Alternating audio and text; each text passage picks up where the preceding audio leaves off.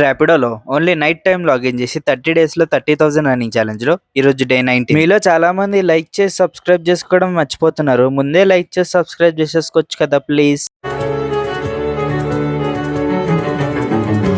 ర్యాపిడోలోనే కాకుండా ఓలాలో కూడా అమౌంట్ కొంచెం బెటరే ఇస్తున్నాడు ఈ మధ్య. సో ఇంటి నుంచి బయలుదేరగానే ర్యాపిడోతో పాటు ఓలాలో కూడా లాగిన్ చేశా. ఓలాలో ఒక రైడ్ పడింది. రైడ్ అంటే మనిషిని కిడ్నాప్ చేసే రైడ్ కాదు, వస్తువుని తీసుకెళ్లే రైడ్.